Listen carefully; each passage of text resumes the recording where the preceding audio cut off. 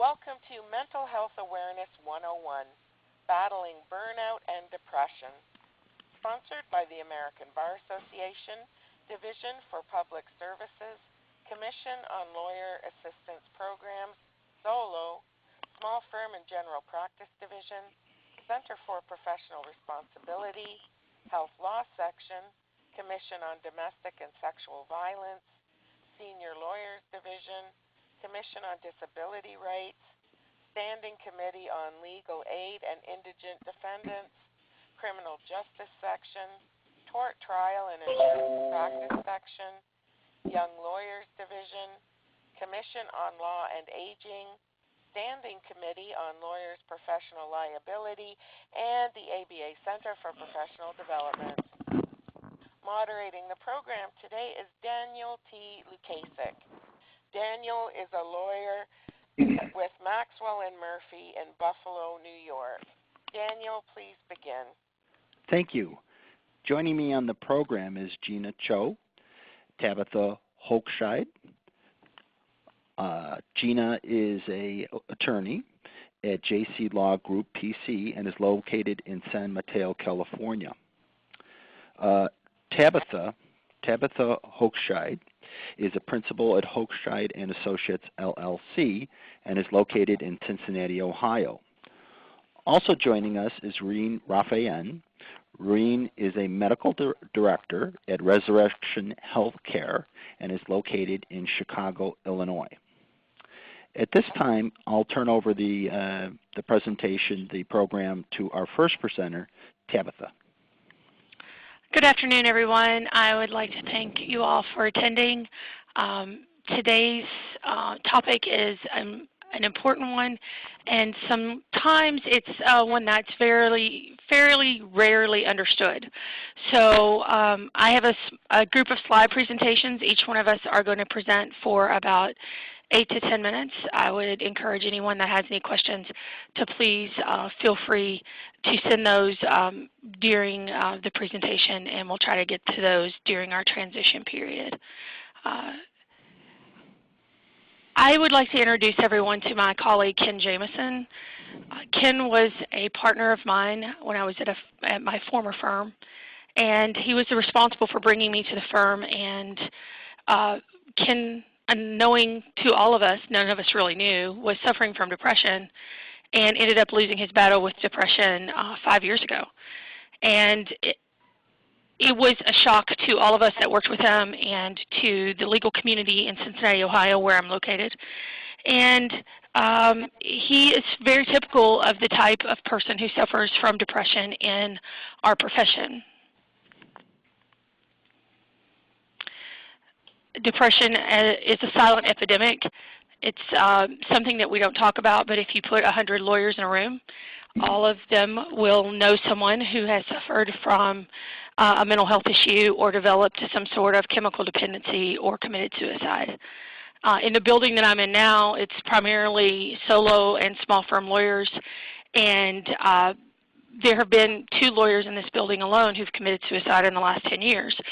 So it is something that, although we don't really want to talk about, it is ever present in our daily lives. Part of our issue as lawyers, as many of you know, is that we have a tendency to think that things have always been this way, we've always operated this way, or that the lawyers who have those issues are somehow different from us, are weaker individuals. And those are attitudes that through education and proactive planning and seminars such as this, we can be a little able to bust the stigma that is associated with it. So why are lawyers prone to depression? I think this is a topic that is kind of something that I talk to lawyers about a lot. It's the same reasons why we're, ironically, we all have stress in our profession.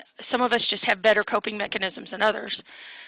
We're a profession of fixers. We are hired to solve problems, and we have a very adversarial nature of what we do. I like to quote Yvette Herrigan and the Kentucky Bar Association's Lawyers Assistant Program, who says when lawyers enter a courtroom, they have the judge who's making a decision and an attorney who's arguing the opposite of them, and they're engaged in battle. Whereas if a doctor enters a surgery, he has everyone working on his side. So that kind of gives you an example of just the nature of what we do. We really don't control our results. I often say that for me, being a lawyer is about getting resolutions for people. A lot of people come to us and they seek what I call justice, or what they think is justice, which is kind of an illusory concept when you realize that oftentimes neither party really comes out ahead, especially in litigation. Many lawyers get into the profession wanting to have an idealistic way of helping people or righting wrongs. This can be disillusioning at a certain point. We often deal with people who are at their worst. They have high emotions from our clients and our coworkers. Some clients, this is the worst thing that's ever happened to them, and they come to us seeking some help. And that can be very difficult for many lawyers not to absorb some of that emotional feelings from the client and take those into themselves. We also do battle not just with our opposing counsel, but within our own law firms, as we all struggle to maintain jobs, keep jobs, maintain our partnership responsibilities. And as a profession, we're introspective in that the people who do best in law school are the people who are introspective in nature. And stress and anxiety are an inherent part of our profession.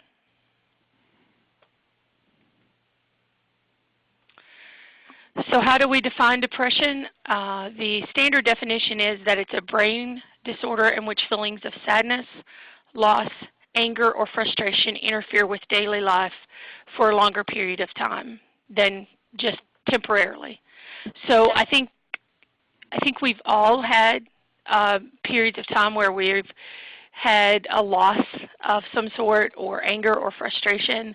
The job in and of itself can be a daily battle of trying to get everything that you need to do done and absorb new things that people want you to do. 1 in 10 people in this country suffer from depression at any time. And for lawyers, that's 3 times, we are 3 times as likely to be depressed as the general population. So we're looking at 30% of lawyers who will suffer depression at one point in time. Depression costs lives and money. In Ken's case, it costs his life. And it costs money in less productivity, whether it's your secretary or yourself or your colleague or your partner or your associate. If they're not able to function at their best, it's costing you money in terms of productivity.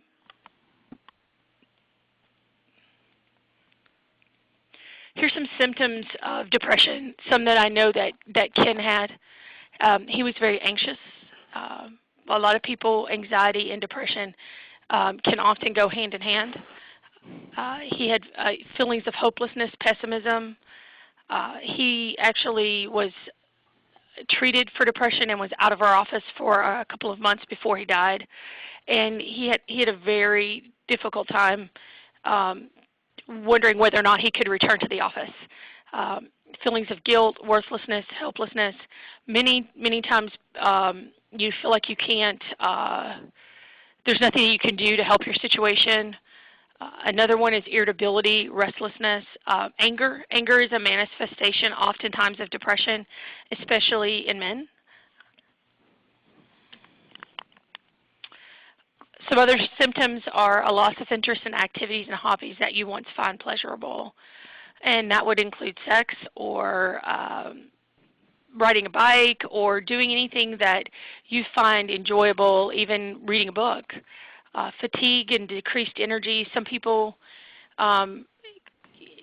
cannot get enough rest. Unfortunately, some people have insomnia. And Ken, I know for a fact had insomnia.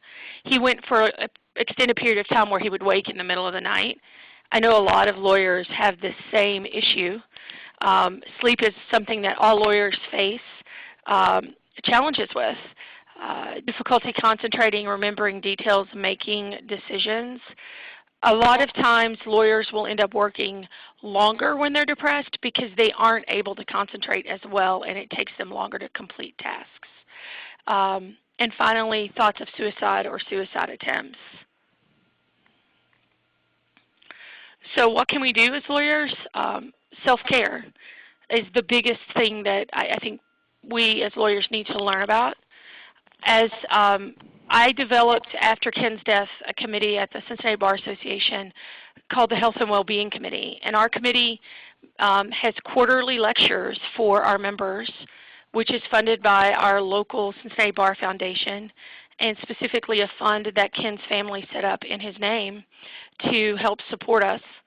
And the purpose of it is to give people proactive skills to help them find their own way to deal with stress and the pressures of practicing law. We've done lectures on sleep, on nutrition, on fitness, on dealing with difficult people, and those lectures we put on YouTube, which are available to people on YouTube. You can look under the Cincinnati Bar Association's YouTube channel and you'll find them there. It's a great program. We have people that attend, almost every one of them, and I find them to be, I found that personally I've gotten some benefit out of them as well.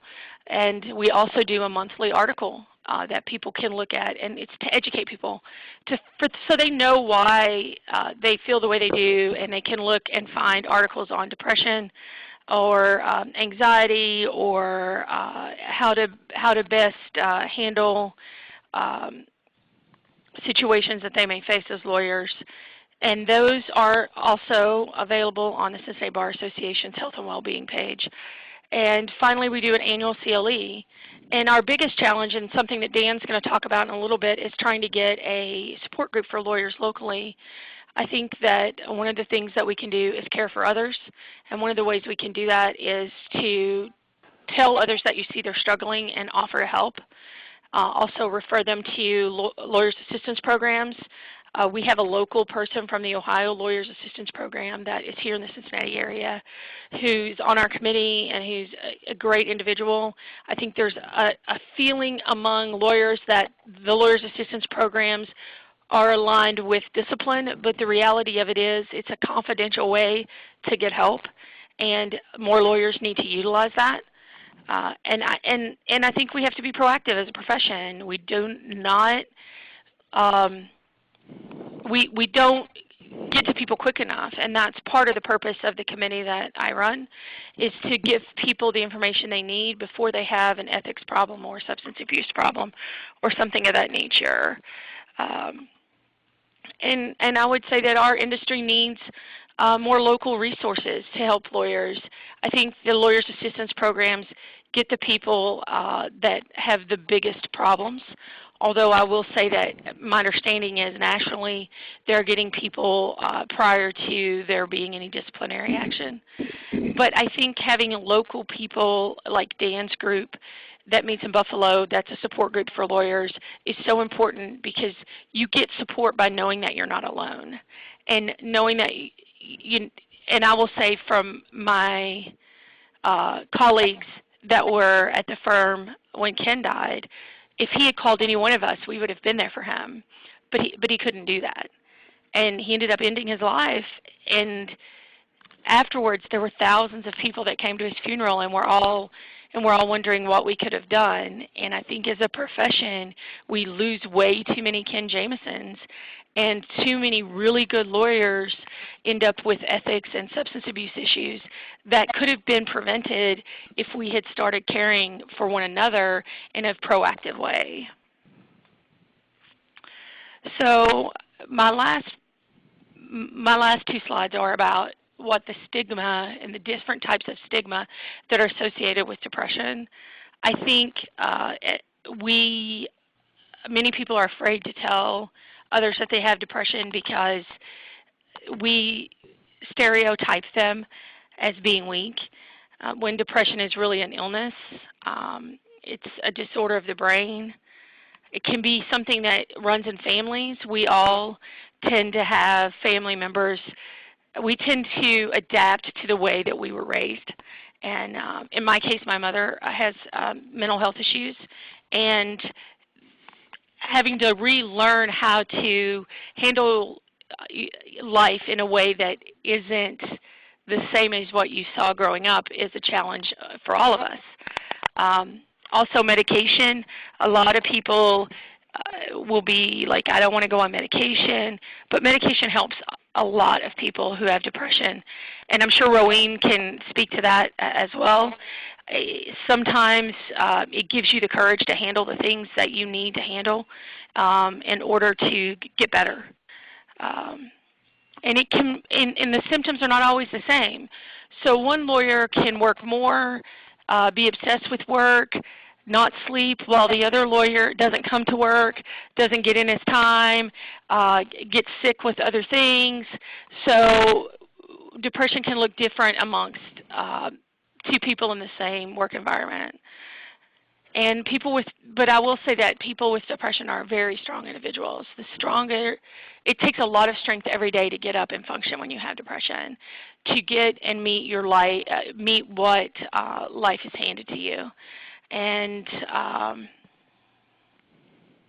many people who have depression don't realize that that's really what their issue is. They may focus on symptoms, but not put it together that what they really are suffering is depression. So that is my portion of the presentation, and I would just, if anyone has any questions, they can feel free to put those out there. Otherwise, I'm going to turn it back over to Dan, who's going to tell you about the work that he does for lawyers who suffer from the condition. Thank you, Tabitha. This is Dan Lukasik again. I am a trial lawyer and have been a trial lawyer for the last 25 years. My story is personal, and as such, I put up a picture of myself so you can see what I look like. And I have learned a lot about depression. I'm going to try to present to you how depression looks and how it felt as a practicing attorney. My depression started about 15 years ago when I had turned 40 years old, and I was the managing partner of my firm. It was a very stressful litigation firm. And I started to notice some powerful symptoms, one of which was extreme fatigue. It felt like cement was running through my veins. The other problem I had was a lot of problems with concentration. And as you know, our stock and trade as lawyers is writing, reading, arguing in court. And that's very, very difficult to do when you're struggling with concentration. I was having problems sleeping. I'd go to bed very tired at 9, 10 o'clock at night, but I couldn't sleep. I'd sleep maybe till 2, 3 in the morning, and I'd wake up, couldn't fall back to sleep. So I'd get up, shower, shave, and put on my suit, and oftentimes go to an all-night coffee shop and really wait for the sun to come up and then drive to my job. I hid it from everybody, what I was going through, and I didn't really even fully understand it myself. Perhaps the thing that, and Tabitha touched on this about sadness, it's a different kind of sadness than we normally think of sadness. When we are sad and we cry, we feel some relief. It's a very human emotion to be sad and to cry. With me, I was crying a lot, usually by myself, because I felt ashamed to be crying. And I would drive to empty parking lots around the city, oftentimes after work, and I would sit there and cry and weep and cry. And it could go on for a half hour, an hour, and I didn't feel any relief. Often crying precipitated more crying. It wasn't cathartic at all. I went to see a psychologist and a psychiatrist, and I think you really need both to recover. My my psychiatrist put me on some medication, and it took some time to work. But before I took the medication, started on it, I had to take off about 3 months of work. That was my psychiatrist's recommendation. I did. It was very difficult for my fellow law partners to understand why I would need to do that. The day after I got the diagnosis, I went in to speak with them. And they said, the first one said, you know, what the hell do you got to be depressed over? You got a great job, a great wife, you know, go on a vacation. Little did he know that when I went on a vacation, I was suffering from depression. I felt no joy being on vacation. And I think what I learned later on is that this is such a common response when someone discloses depression. It's almost like, you know, be grateful for what you have. You know, but, you know, depression really doesn't respond to those kinds of things. Little did he know, I thought, you know, dozens of times how much I had to be grateful of, and it just didn't make any difference. The other partner was silent, didn't say anything, which is very common. Maybe he didn't know what to say, but I didn't know how to interpret it, the silence. It was upsetting to me. He wasn't supportive. He had always been supportive as a friend and law partner before, but he was silent. The third partner was kind of like a network news anchor that you'd see on the national news. You know, had perfect hair, perfectly pressed suits. He'd always smile no matter what. And he was listening and smiling, which was odd for this kind of disclosure. He said that, well, you know, you, Dan, at 95% is better than any lawyer I know. And I said, you know, I'm not at 95%. I'm at 10%. And I think that it's troubling to him. And what I didn't appreciate at the time was, you know, these fellow partners were depending on me. And it was troubling to them that I'd be taking time off. But I took the time off. It was very difficult. I worked through it. And really, I began to wonder why lawyers have so much so many problems with depression. Tabitha quoted some statistics, but there's a new ABA Hazelton Betty Ford Foundation study that came out in February, and the rates for lawyers who suffer from depression has jumped dramatically.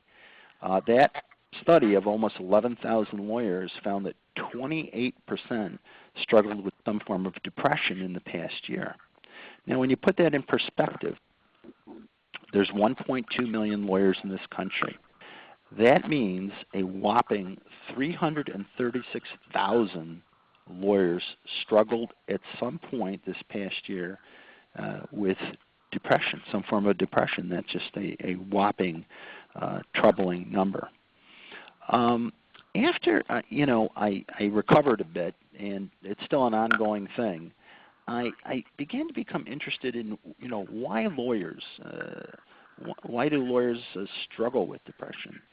And one of the things I found was a great article that you should check out. It's by a Dr. Martin Seligman, and it's in. I gave some pretty extensive handout materials, and I talk about Dr. Seligman in the handout materials.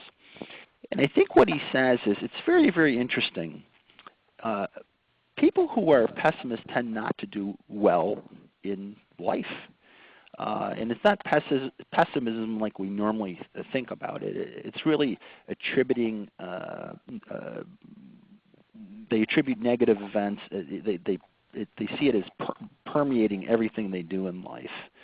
And they tend to be pessimists, not good or don't do good in life. And as an example might be a surgeon or somebody, NFL football player or a life insurance agent. We generally want people who are upbeat. But if you look here in the third paragraph, Dr. Seligman says, but there's one glaring exception. Pessimists do better at the law. Pessimism is seen as a plus among lawyers, because seeing troubles as pervasive and permanent is a component of what the law profession deems prudent. A prudent perspective enables a good lawyer to see every conceivable snare and catastrophe that might occur in any transaction. The ability to anticipate the whole range of problems and betrayals that non-lawyers are blind to, is highly adaptive for the practicing lawyer who can, by so doing, help his clients defend against these far-fetched eventualities. If you don't have prudence to begin with, law school will seek to teach it to you. Unfortunately, a trait that makes you a good lawyer does not always make you a happy human being. And that goes back, if you remember, in law school, where we learned to think like a lawyer. You remember that? And, in a sense, that's what we're talking about. And certainly it is not a cause of depression for lawyers, but it's one of many components. You might have a past history of genetics in your family of depression, or a family history, a personality type. There's many other things that contribute to depression, but I think this is certainly one part of it, and it's something unique to the legal profession.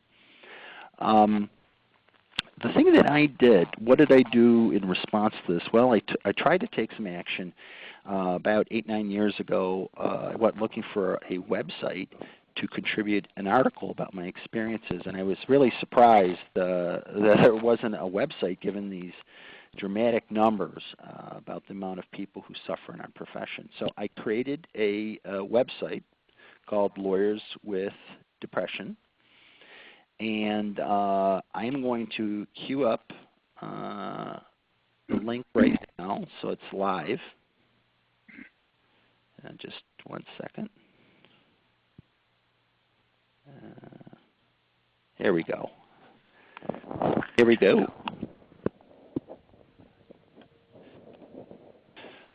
It's coming up. I think this is the best way to illustrate for you the website. Oh, it says unavailable. I apologize for that. So let's go back to the screenshot. Okay, hold on one second. Okay, can we go back to the screenshot? Second.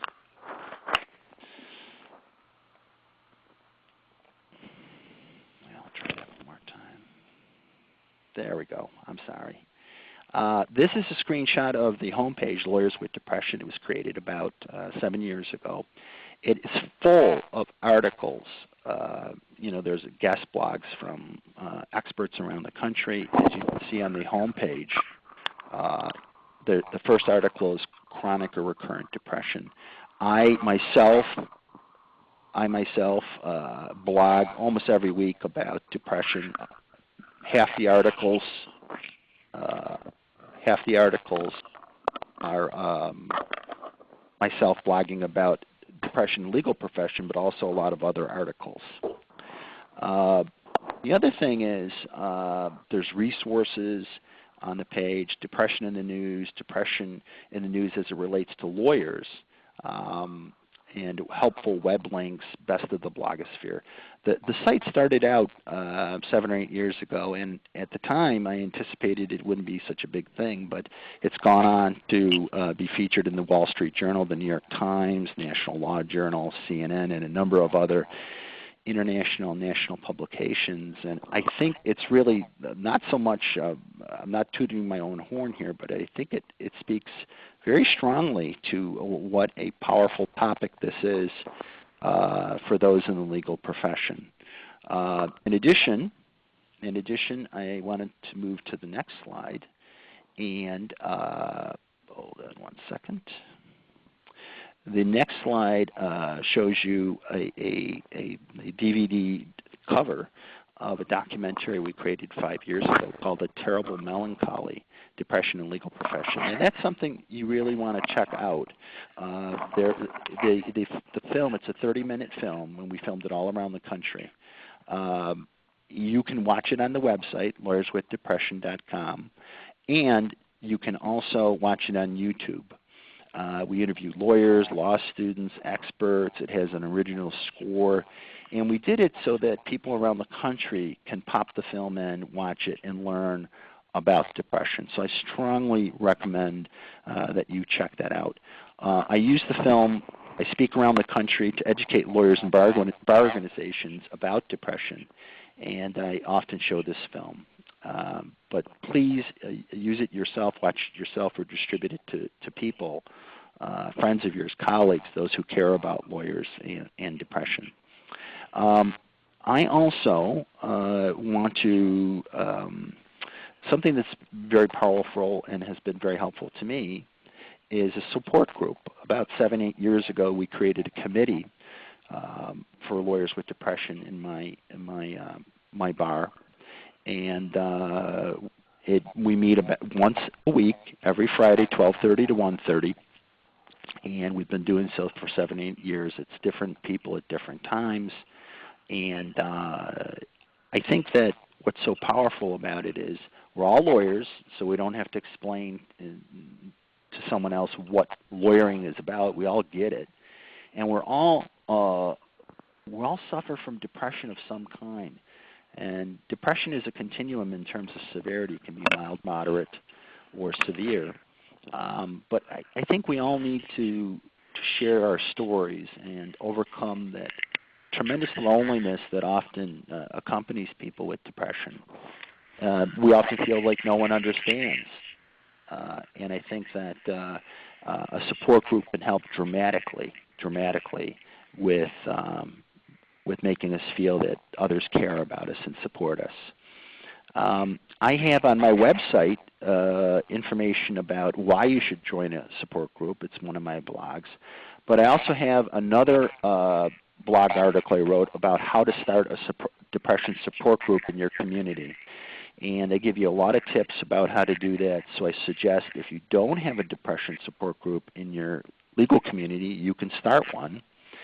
And if for any reason you don't feel comfortable attending a lawyer group or starting a lawyer group, there are other groups that meet around the country, and I provide those resources, how you can find them and get to them. Also in the printed materials I give a list of my top 10 favorite books on depression, another list for anxiety, and finally a third list that talks about it actually gives a short list of books specifically for lawyers addressing lawyer wellness. And finally, what I'm going to do, if this works, I think it might, I'm going to a website I created about, it's a different website than Lawyers with Depression, and it's a website, let's see if the web picks up. I don't think so. So what we're probably going to do is go to the web page, the slide that I prepared for this part of my brief talk. And if you go, there's information in the handout packet. It's called yourdepressioncoach.com. So it's all one word, no breaks, yourdepressioncoach.com. And I started it about a year ago as kind of a consulting, coaching, mentoring practice. I consult with law firms, and I mentor and coach individual attorneys around the country through Skype and calling to help them recover from depression. I think it's a nice complement to therapy and or if you're in treatment with medication. It provides, I think it's the same principle as we see with support groups. I understand a lot about lawyering, and I understand a lot about depression, and I try to provide practical solutions. We create a kind of a game plan as to how you're going to recover from depression and stay well. So that is something to check out as well, and I blog at that site as well. So with that being said, that's my presentation, and we will have a pretty extensive question and answer session. So at this time, I am going to turn control over to Ruheen Rafayan, who is the medical director at Resurrection Healthcare in Chicago, Illinois. Welcome, Ruheen. Thank you, Dan. Thank you for the nice presentation. You actually touched upon a number of issues that pertains to lawyers and people suffering with major depression. So I just need to ask Kyle to help me with the slides to advance them. For whatever reason, I cannot advance them.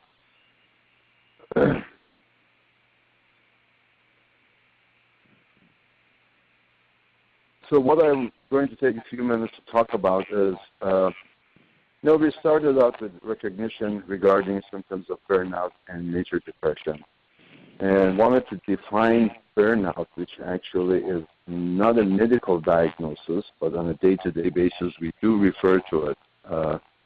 So what constitutes burnout? Burnout is actually a combination of anxiety and depressive symptoms. And how do we end up at that point is when we are all juggling too much. Tabitha did a wonderful job actually pinpointing why lawyers are at increased risk. A number of those issues actually play a role on a day-to-day life. You're always in a situation that adversarial, usually by yourself, not a whole lot of support.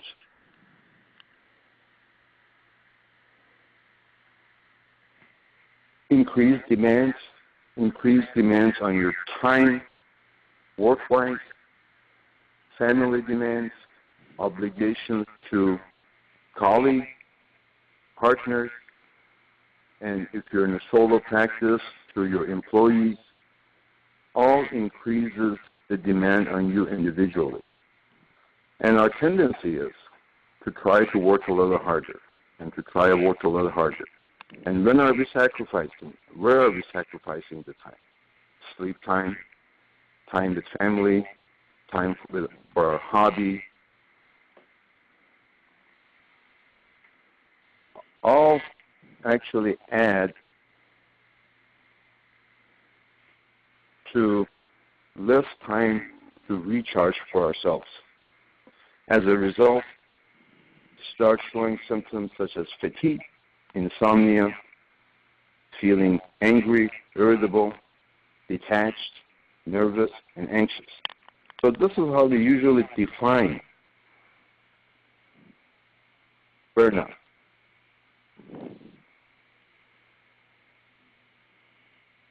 It is really important to recognize these symptoms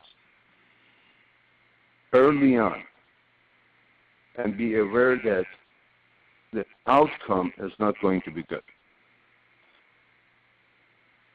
And if it's not addressed, usually, in my 20-plus years of practicing as a psychiatrist and addictionologist, I've seen that usually it leads early on to alcohol abuse, drug abuse, followed by complications associated with that, which is even further decrease in work performance, and disciplinary issues.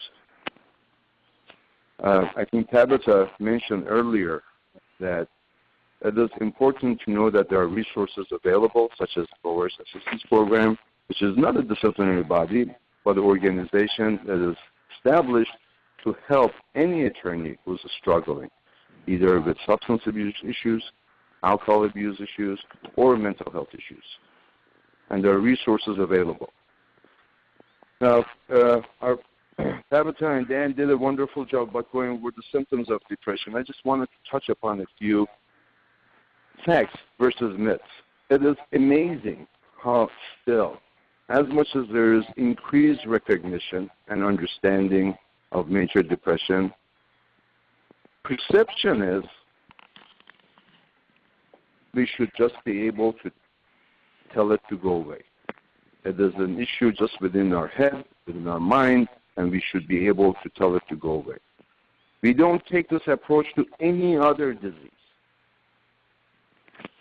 If a colleague says, I was just diagnosed with hypertension, no one will ask him, why are you diagnosed with hypertension? Versus, as Dan said earlier when he was sharing his depression with his partners, one asked him, why are you depressed? It is amazing we think it needs to be due to an event. Depression is an illness. Actually, the incidence rate is 17 to 24% in general population. In females, it's closer to 24%. The data that just came out, largest study of 11,000 attorneys, incidence rate is at 28%. This is definitely higher than general population. And why does this happen? Well, some of it could be genetic predisposition. Some of it may be the way our genetic makeup is made up. Some of it could be due to the stress. Usually it's a combination of all of the above, and sometimes it just happens like any other disease that can happen. And clinically, how do we diagnose it? If you look at DSM-4 or DSM-5 criteria for diagnosing this disease, there's a period of 2 weeks of either depressed mood or anhedonia, which is loss of interest, along with 5 of the 9 symptoms: loss of appetite, sleep disturbances, psychomotor retardation or agitation, fatigue, feelings of worthlessness, excessive inappropriate guilt, diminished ability to think or concentrate, indecisiveness, recurrent thoughts of death, which these are suicidal ideation, and they vary somewhere between what we call passive suicidal ideation, which is like, and if I die tomorrow, it's okay, maybe the world is better off without me, to active suicidal ideation, when patients start planning and thinking how they're going to commit suicide. And suicide rates are very high with major depression, because patients end up at a very dark, hopeless, helpless place that they really do not see any way out. It actually defies the logical mind, and the reason why it does that, because actually when we do PET scannings and SPECT scannings on patients with major depression, we see that their dorsolateral prefrontal cortex is a frontal part of our brain that is in charge of our logic, thinking, executive functioning, actually becomes hypoactive. And that is the reason behind some of the symptoms we see with this disease, that attention, focus, concentration, and logical thinking becomes impaired. And suicide looks better and better and better every day that this disease goes untreated. Keep in mind, as patients suffer with this disease, the ability to function diminishes as well, which means now the work stressors are piling up because you're not as efficient in trying to do what you do on a day-to-day basis. Family obligations become a chore. Everything actually starts becoming a mountain that you do not see how you're going to tackle this. The rule-outs are to make sure these symptoms are not due to direct effects of drugs or alcohol, because actually alcohol is a depressant and is very common. I work closely with Lawyers Assistance Program here in Chicago, and it's very common that I see attorneys with significant alcohol abuse or alcohol dependence issues, and to some degree when we feel lousy, we want to feel better. What is out there? What is culturally accepted? To drink. And not knowing that actually alcohol is a depressant and actually worsens anxiety as well. And the symptoms also should not be due to any other medical condition. So as a physician, our approach is when we see a patient with these symptoms, the first thing to do is to do a full physical, laboratory studies to make sure there is no underlying medical condition. Rule out any causes due to drugs and alcohol, and then if a patient presents these symptoms, that is a diagnosis of major depression, and it is a medical illness, like any other illness.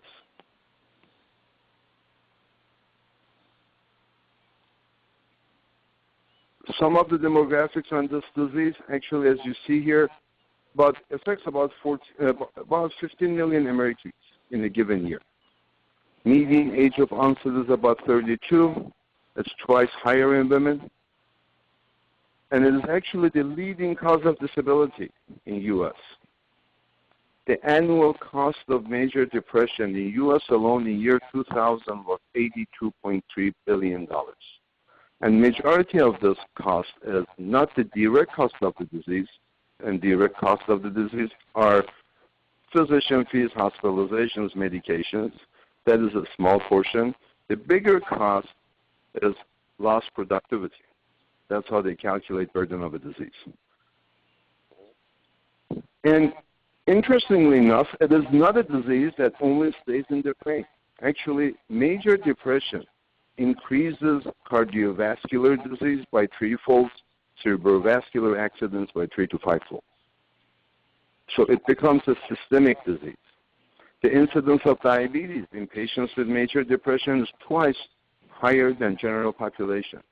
So it is not a disease that just stays in the brain, and it's not a disease that just stays within the individual. It affects their immediate family and everyone else around them. Has a significant impact.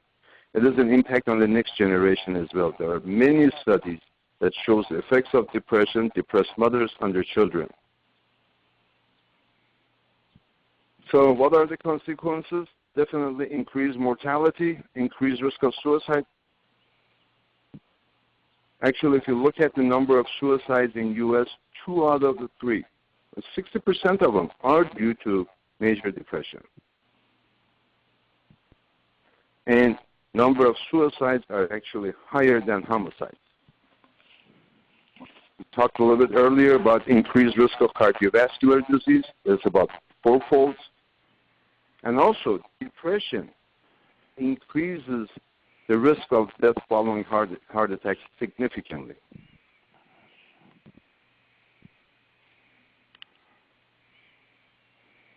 So how do we approach the treatment? The recommendations are a combination of psychotherapy and medications.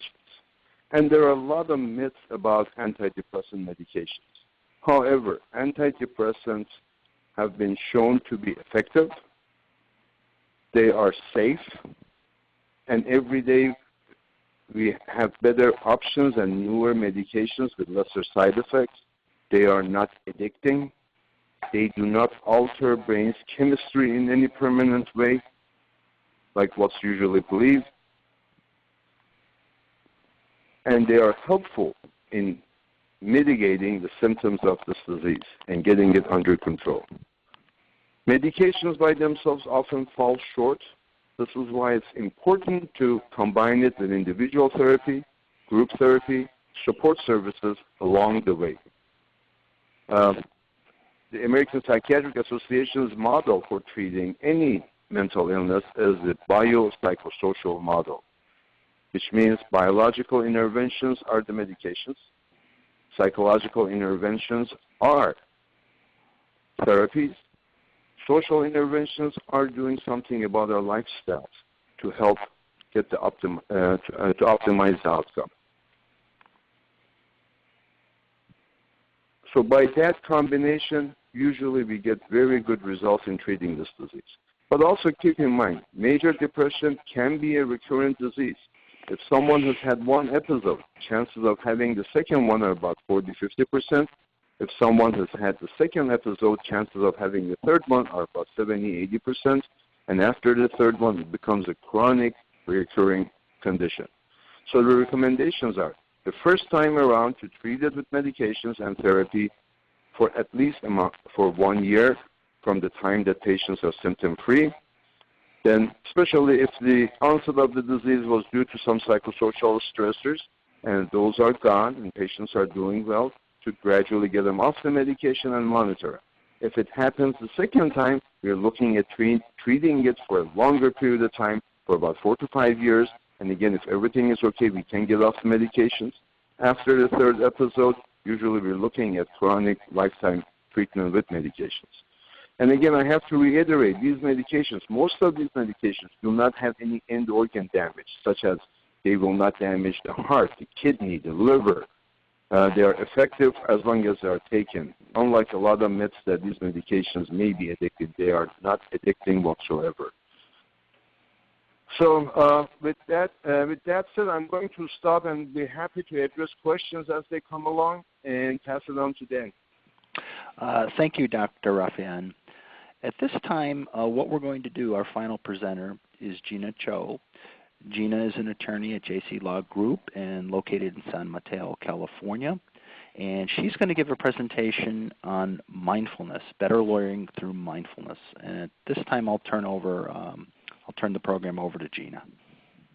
Thank you, Dan. I really appreciate it. So I'm going to just talk a little bit about stress and anxiety and just some very practical ways that we can use mindfulness so that we can start to become aware when we're experiencing symptoms of perhaps depression or anxiety, because these things tend to sort of creep up in our lives, and if we're not self-aware, then it can just sort of manifest itself and really feel overwhelming.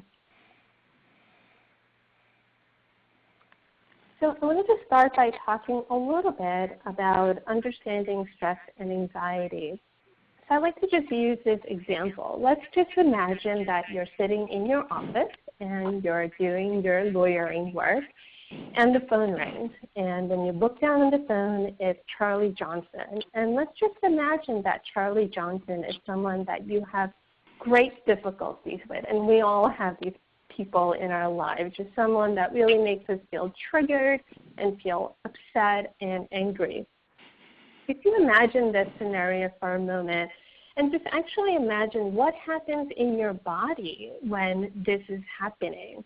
So perhaps some of you may notice tenseness in your stomach, or you may notice that your heart starts racing, or you may notice tension in your shoulders, arms, and legs.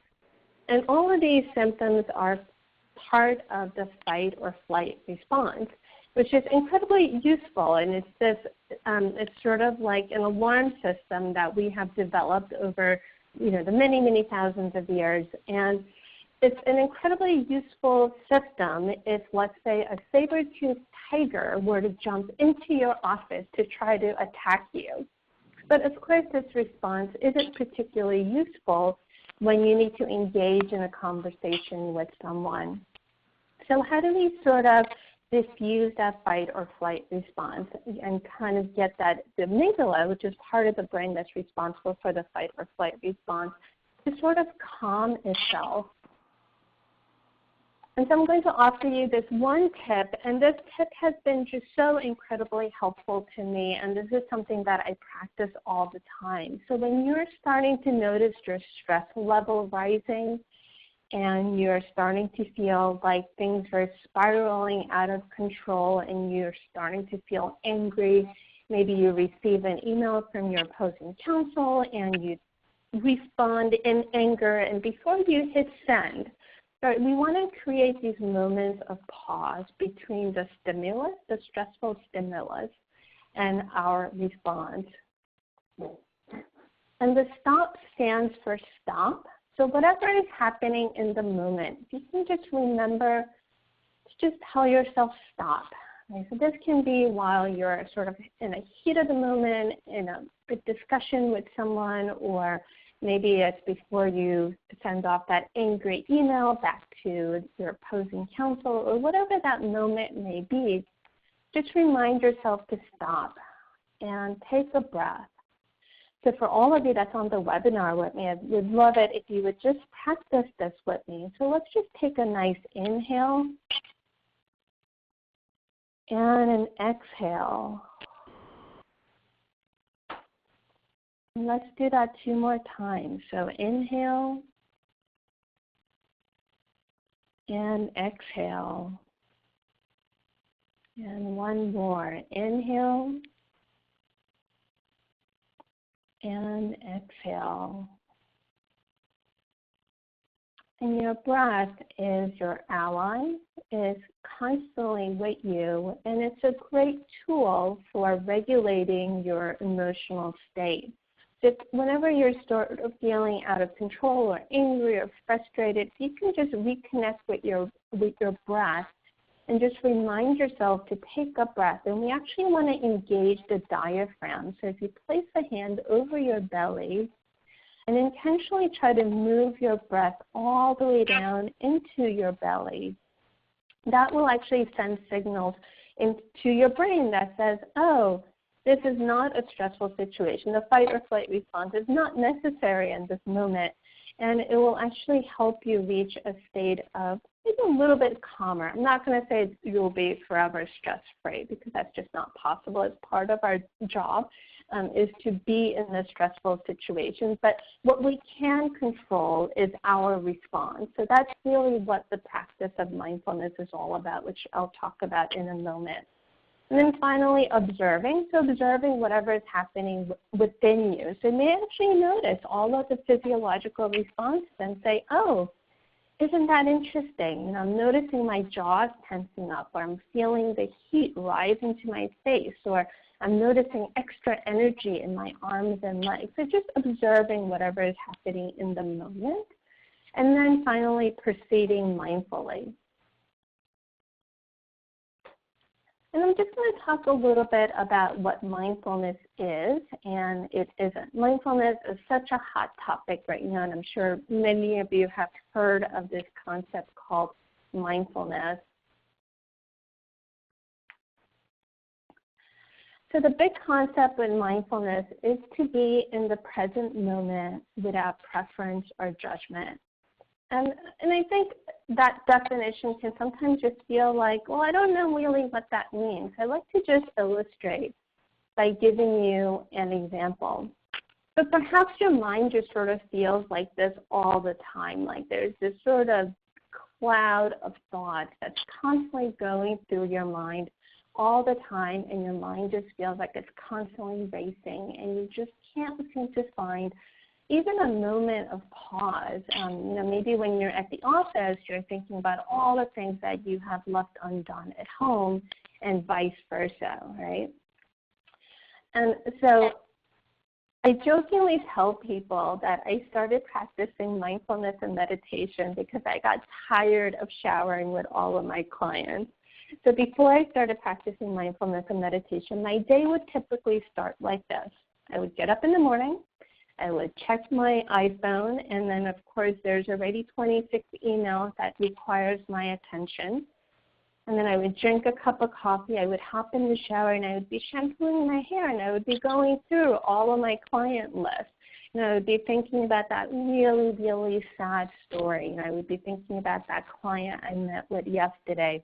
It's a husband and wife, and they have literally spent all of their money to try to save their dying daughter, and not only did the treatment fail, but now they're at a point where they have to file for bankruptcy. So I think as lawyers, we are witnesses to human suffering, yet we're not really given any tools for managing that. You know, we're not given tools for self-care.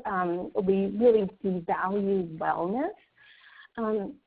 So that's really why I started practicing mindfulness and meditation, because I started having sort of unbearable anxiety.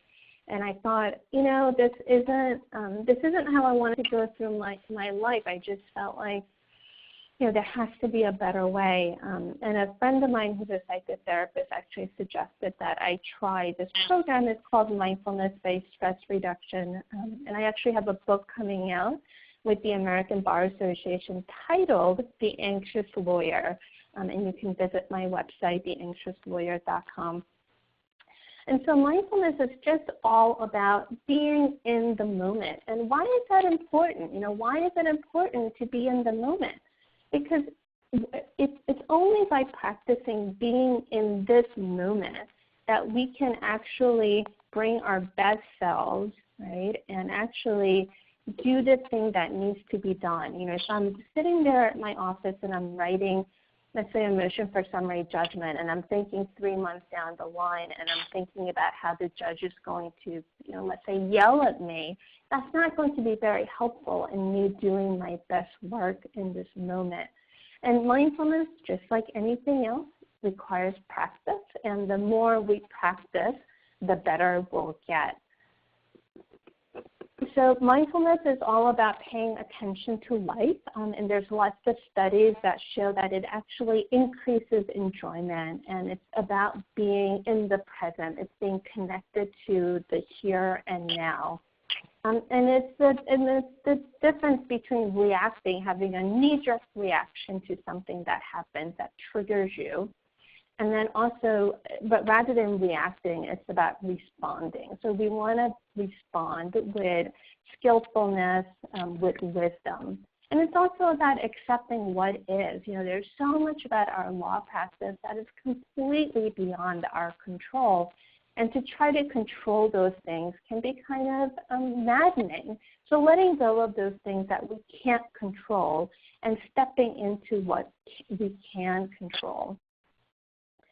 I would actually like to invite everyone to do a little bit of a guided meditation practice. And Dan just told me I have 4 minutes, so this will just sit for 4 minutes. So wherever you may be at your office or at your home office or wherever you may be, if you're seated, you just want to place both feet firmly on the ground.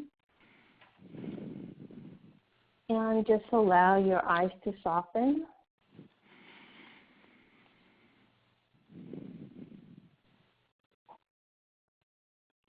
And just notice, what does this experience of sitting here with the eyes closed feel like?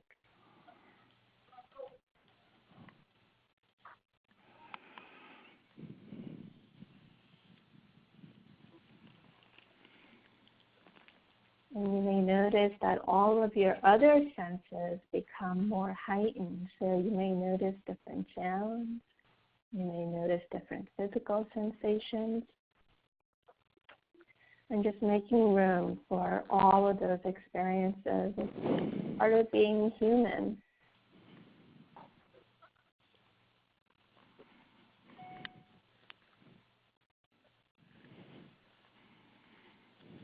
Now let's gently shift the attention to the breath.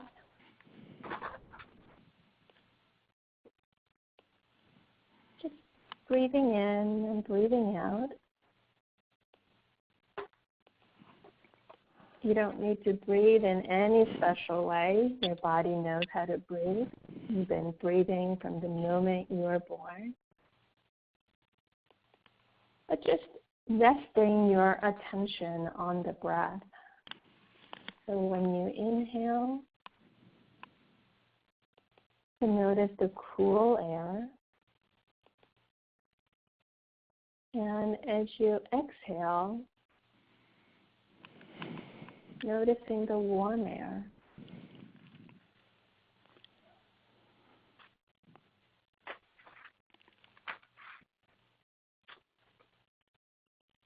Really taking these few minutes just for yourself.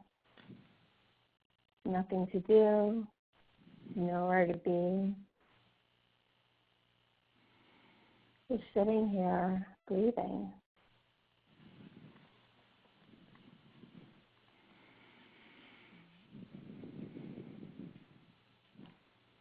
You also notice the different parts of the body that's involved with breathing. You feel the air moving in and out of your nostrils, your lungs as it fills with air and then releases. You might also notice your diaphragm as it expands and contracts.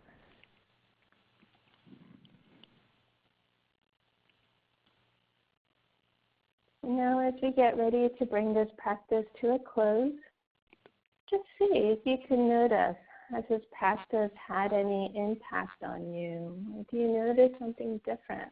What was this experience like? And whether that experience was positive or negative, just letting go of that judging mind, which we all have a tendency to do. And now let's begin to wiggle our fingers and toes. And then allow the eyes to open. So this is just a very short guided meditation practice that we can do anywhere. I'll often practice this when I'm commuting to work on the train. It's like stealth meditation. Right? You can do this anywhere. So I really invite you to actually bring this into your life and practice it on a daily basis. And there's so many studies that link meditation and mindfulness practice with just things like, just being happier and, just decreasing stress and anxiety. And, it's really just amazing what the neuroscientists are finding out about how mindfulness and meditation will actually change your brain. And so with that, I will turn the program back over to Dan. Thank you, Gina, and thank you to all our faculty for sharing your expertise today. We are now ready to begin taking questions from our live audience. Operator, if you would please provide instructions to our audience. Yes, thank you. But before, ladies and gentlemen, if you would like to ask a question, use the chat function in the lower left corner of the webinar. Type your question in the bottom field and click send. But before we take our first question, we will now give you your ABA participation verification code, required to receive CLE credit for this program. Copy this code. You will be asked to enter the code in the online attendance form following this program. The ABA participation verification code is 5, T as in Tango, 1, 6, F as in Foxtrot, S as in Sierra, S as in Sierra, 8. That code again is 5, T as in Tango, 1, 6, F as in Foxtrot, S as in Sierra, S as in Sierra, 8. Thank you. Thank you, Operator. This is Dan Lukasik again, and now let's take our first question from the live audience. While waiting for the first question, I'd like to ask a question to the group. So often we hear about, and many people in the profession talk about, too much stress. And oftentimes lawyers say to me, of course I'm stressed, we're all stressed. But they often don't notice the connection between these high levels of stress and depression. And maybe we can talk a little bit about that. At what point does stress, too much stress, become depression? And I'll open that up to the panel.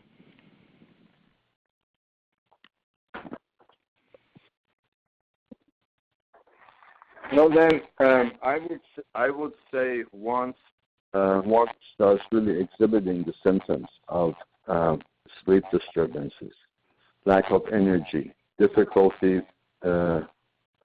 with appetite, pessimistic thoughts, anger, irritability in men, crying spells, spontaneous crying spells in women. These are symptoms of major depression. It really needs to be taken seriously at that juncture. And also, one thing, a little bit of scientific research into, this came from post-traumatic stress disorder studies.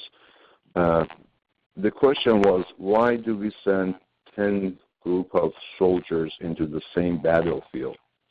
Some of them come back okay, and some of them come back with PTSD. So some of the early research showed that we all have, genetically, we all have different types of serotonin transporter genes. Some of us have the long arm version, some of us have the one long arm, one short arm, and some of us have the short arm, two short arms. It turns out those of us who have the short arm version tend to be prone to environmental effects. So you and me may be put in the same position and subjected to the same stress. If I have the short arm version genetically, I am more prone to show symptoms. Okay. We have a lot of questions coming in, and I want to make sure everyone has time to get on the air as best we can. Tabitha, what can, so often people say, they notice the colleague might be depressed, but they're not sure. They often feel like they don't have permission to speak to a colleague. What suggestions would you have about how to approach such a colleague? I have had this experience several times in that it happens a couple of ways. People will come to me and they'll say, they want to talk to me about the work I'm doing at the Bar Association, and then they'll tell me that they've had the experience of being depressed during their career. And these are people who have been practicing for 30, 40 years. Or they'll come to me and they'll say, I know someone that's depressed, what do you do? My experience is that you start by just expressing concern for them. Just say, hey, I noticed that, you're not feeling very well, or you've not been working as long, or you've been coming in late, or, is there something I can do to help? Do you need someone to talk to? Just in a non-threatening way, let the person know that you're there if they need to talk to you about something. And most people who seek me out, they know what I do. So by the time they come to seek me out, they're already comfortable acknowledging that they're struggling with something. If it's someone that you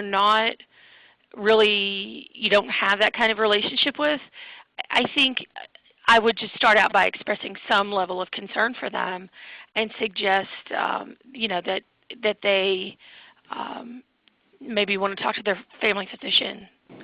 Most depression screening is done by your regular doctor about those things. Sleep is another thing that I get a lot of questions from people. How do I get more sleep? I just spoke to the local municipal court judges about stress, and that was one of the things that they talked a lot about, like how do we get better sleep? And those are, that's a big trigger for people who are depressed is the ability to go to sleep, but also the ability to stay asleep. And so we did a presentation on that. We had that on YouTube, and I usually refer people there.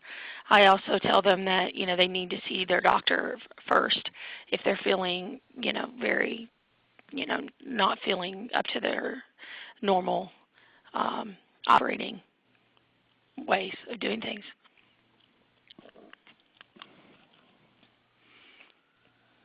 Okay.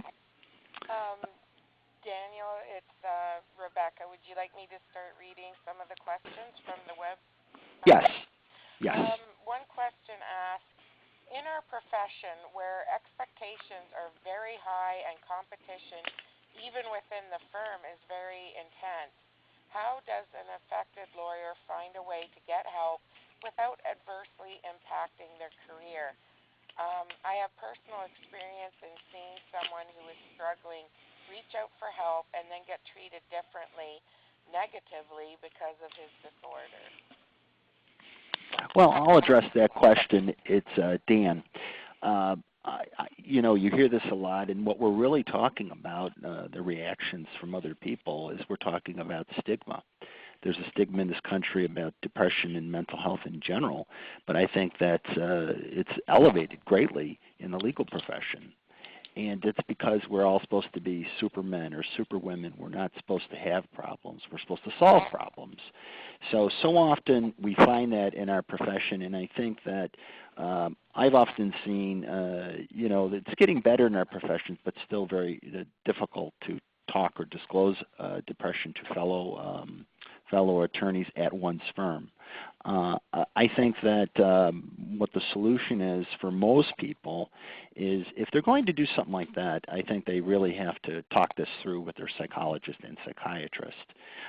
But in terms of getting well and staying well, I think lawyers need to put that aside, not worry so much about the reactions at the firm, and get the treatment they need first and foremost before approaching the firm. And I think just be cognizant that it's a big thing, stigma. I remember when I was about to launch my Lawyers with Depression site years ago, I went to lunch with a judge, a friend of mine, and I told him what I was thinking, and he said, "This is just a terrible idea. I mean, what are you doing?" He said, "Why don't you do it anonymously?" And I said, "Isn't that the problem? That's the problem. Why should I have to do it anonymously? If it were heart disease or diabetes, I wouldn't have to do this anonymously." So I'm sympathetic and have compassion towards people in that position, but the fact remains they need to get help and sustain the help. And talk about that with their providers. This is Tabitha. I'd just like to add one thing for people who are listening. You're the only person that can take care of yourself, and you have to be the center of your existence. So if you're struggling with something, you have to put yourself ahead of the feelings of the other people that you work with. And that I know is very difficult for people to conceptualize, because we are a set of fixers, but we're also a set of givers. We give of our time to other people, to our families, to our clients, and sometimes we are the last thing on our list of things to take care of. Okay, thank you. I have another question. How can I approach someone who I think may be suffering depression without offending them or sending them deeper into depression? One quick thing, I'll let everyone else answer, but I would recommend very highly a book called What to Do When Someone You Love is Depressed. Very practical ideas about how to approach somebody, what to say, what not to say. Okay, thank you. Someone asks, is depression considered a disability under the ADA? Yes, it is. Great. Another question, what can a solo attorney do to get help with his practice if he is having a hard time doing his work while suffering from depression? This is Dan Lukasik. I think the place to start is with the Lawyers Assistance Program. There are Lawyers Assistance Programs in all 50 states and in most large cities. And most of these they consult with psychiatrists, psychologists, therapists. And this is such a common problem, and I think there needs to be that person, that lawyer, needs to reach out for help and have somebody walk them through what's realistic, what isn't. And many large cities have foundations. Here in Buffalo, we have the Erie County Bar Foundation, which provides financial assistance for such things as mortgage, rent, food, keeping your practice afloat while you're trying to recover. Okay, thank you.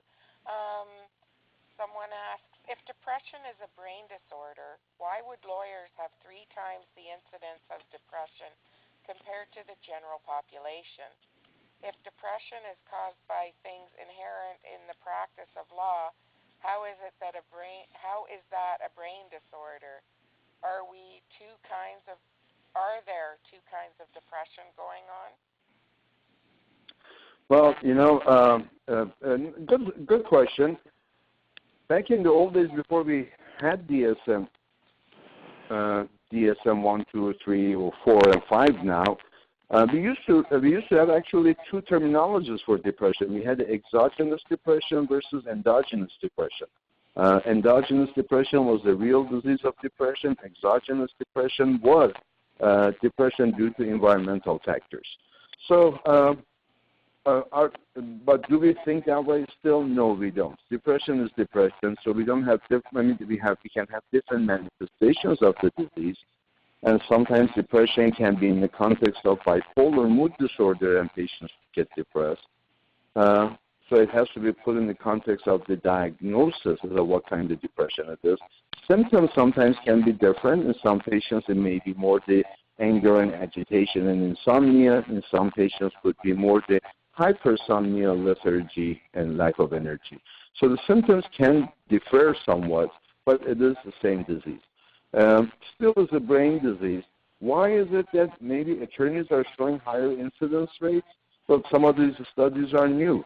It needs a little further collaboration, further research to see if these numbers are holding true. And if they are, we really need to look into what is it about this profession that is proning people who are in this profession to higher incidence rates. For example, when we started seeing lung cancer and mesotheliomas or lung cancer in coal mine workers, it took a while before we put 2 and 2 together.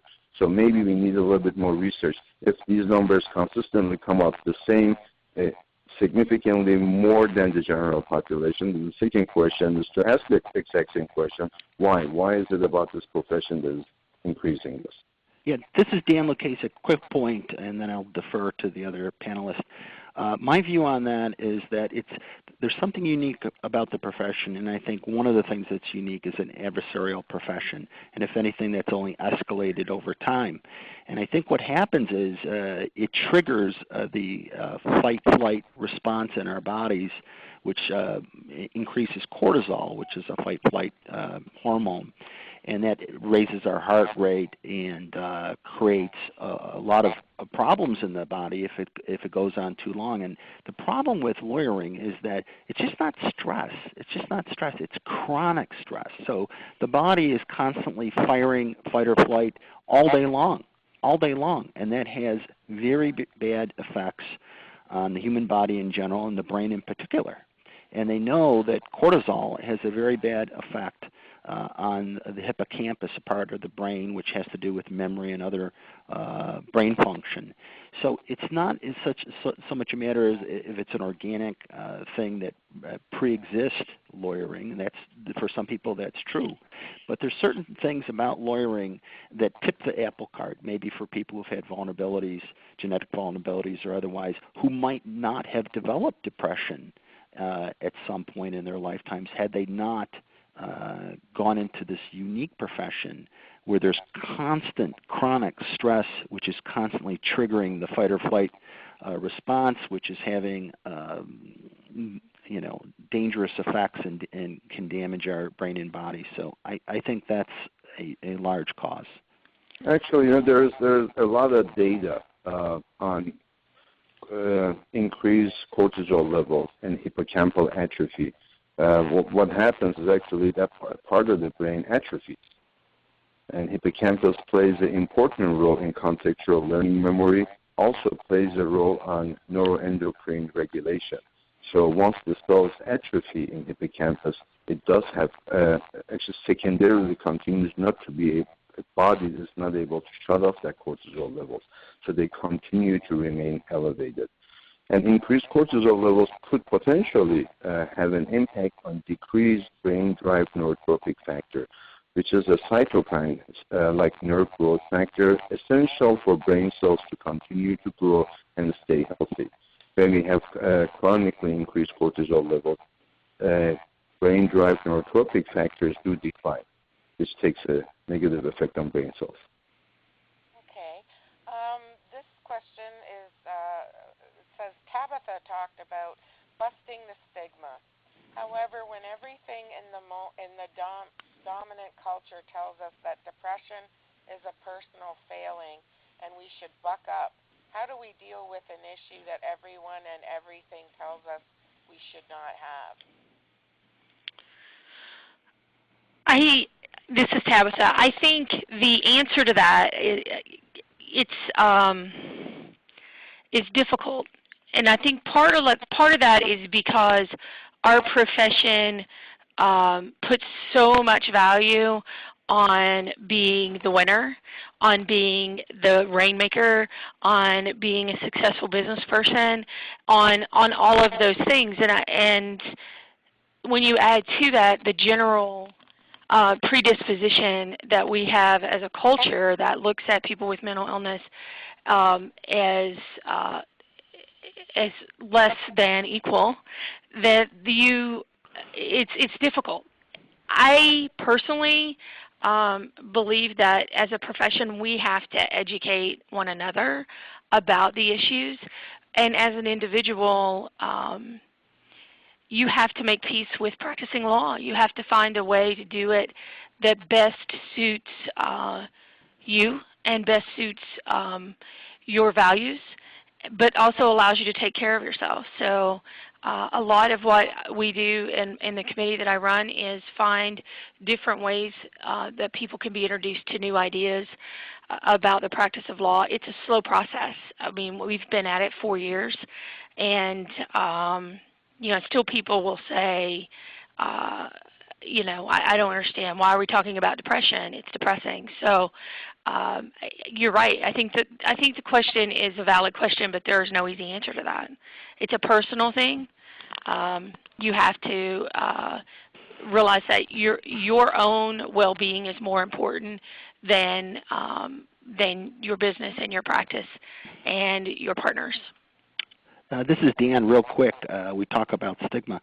I think one of the things that really breaks up stigma is putting on these kinds of programs, so the ABA putting on these kinds of webinars, but in particular also around the country in your own legal community, advocating that they put on CLE programs, live CLE programs in your community, bring in live speakers. That helps dramatically chip away at stigma, because what happens when we talk about things like this, it gives people permission.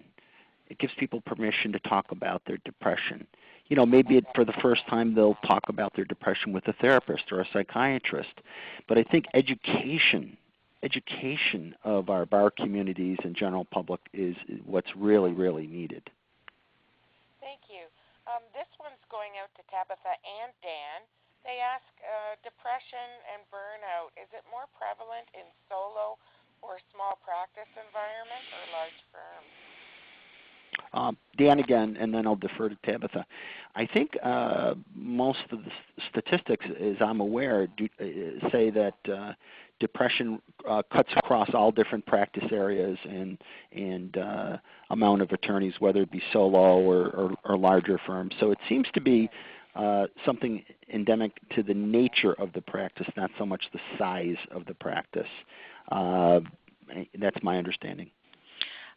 This is Tabitha. I'll just weigh in quickly. I think a couple of things. I think that the pressures on a solo person are very different than the pressures on the firm. Yes. But there's pressure the same. I'm a solo now. I've been a solo for 3 years. I was in a medium-sized firm before, and the pressure is very, very different, but the pressure is there nonetheless. And I also think that within our profession, it tends to hit and what I know that it tends to hit people who are in the domestic relations field and criminal lawyers worse. And I think part of that is because we are in emotional type fields. I don't practice in either of those fields. I practice in civil law. I know Dan, that's what Dan did. I think that part of that is we're dealing with people who are emotional and are relying on us, and we tend to be like a sponge and absorb their stress and their anxiety and make it our own. And that is something that as lawyers we have to learn how to deal with, and that's why mindfulness is so important, is to be able to pause and break up that initial reaction that that somehow someone else's anxiety and stress becomes yours. Great. There's also a question, is there a problem in support groups with the duty of confidentiality? Well, Dan, I've run the support group here for about almost 10 years. And what we do is we have a preamble, an opening statement, which we read before every group. And also in New York State, we're covered under a section of the New York State Code that ensures confidentiality. So I have never, in the years I've been doing the group, never had a problem with confidentiality being breached. Everybody who's there needs to trust everybody else, and I've really had a problem with that. So it's a very legitimate concern for somebody who's thinking about coming to a group, but I think they're okay once they come and see that that's not a problem. Alrighty, we have one question here that says, one of the problems is insurance coverage. Parity is now a farce. Insurance companies have separate subsidiaries for mental health and reimbursement rates at half or less versus the medical conditions. Also, they offer significantly fewer in-network professionals. Did any of you experience this? And then they just say the ABA should take leadership at both federal and state levels to solve this issue.